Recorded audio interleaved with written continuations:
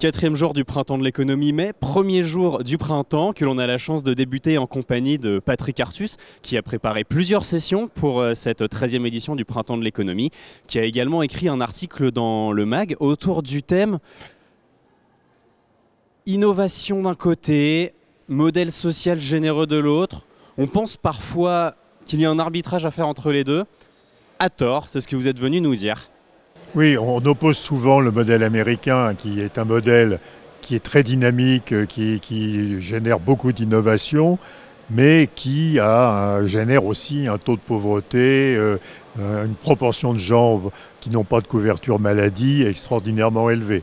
Et on l'oppose au modèle européen, qui n'est pas très dynamique. Il y a peu de croissance, il y a peu d'innovation en Europe, mais qui est très protecteur pour les populations. Et moi, je crois que ce n'est pas le choix pertinent.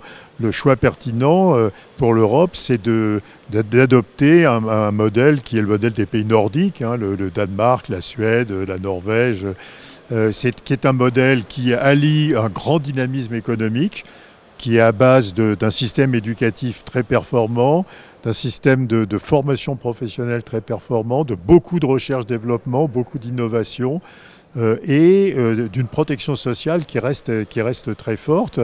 Et ce modèle s'auto-valide parce que d'avoir un système de formation, un système de formation professionnelle très performant permet d'avoir beaucoup de gens qui ont un emploi et ça génère des recettes fiscales qui financent le modèle. Et en France, par exemple, on a peu de gens dans l'emploi, le taux d'emploi est inférieur à 70%, et donc on a peu de recettes fiscales et on n'a pas les moyens de faire de la recherche-développement, de moderniser notre économie ou d'améliorer le système éducatif.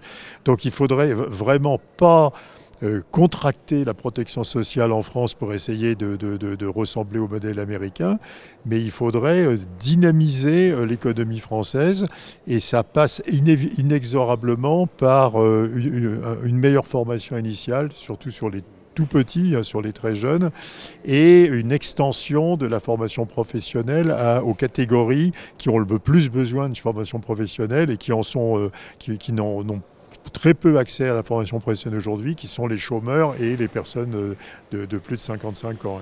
Pour dynamiser notre économie et notre capacité à innover, vous nous avez dit, on a des exemples desquels on peut s'inspirer avec les pays du Nord. On a peut-être un contexte aussi propice quand on voit que les États-Unis, avec Donald Trump qui revient au pouvoir, va couper une partie des subventions versées à la recherche. Oui, alors je parle à quelques présidents d'universités qui effectivement confirment qu'il y a pas mal de chercheurs américains qui ne veulent pas s'implanter définitivement en Europe, mais qui veulent s'implanter peut-être pour quelques années, localiser leurs recherches en Europe. Donc ça, c'est une opportunité. Il y a une autre opportunité qui est que la Commission européenne a flexibilisé les règles du pacte de stabilité. Et donc on va pouvoir dépenser plus en dépenses militaires, mais aussi en dépenses d'infrastructures, en dépenses d'éducation, etc., en restant dans les règles budgétaires européennes. Donc cette flexibilisation va permettre de corriger un très grand scandale qui est que 300 milliards d'euros d'épargne des Européens sont prêtés aux Américains chaque année. Et donc, effectivement, l'Europe a besoin de garder cet argent. Et pour garder cet argent, il faut, flexibiliser les règles budgétaires et dynamiser l'investissement, avoir plus d'entreprises qui investissent, avoir plus de capital développement, etc. en Europe pour investir en Europe l'épargne des Européens. Merci Patrick Artus pour vos réponses et si ces thématiques vous intéressent, je vous invite à revisionner les sessions auxquelles mon invité a participé et à lire son article qu'il a publié dans le MAG téléchargeable en ligne.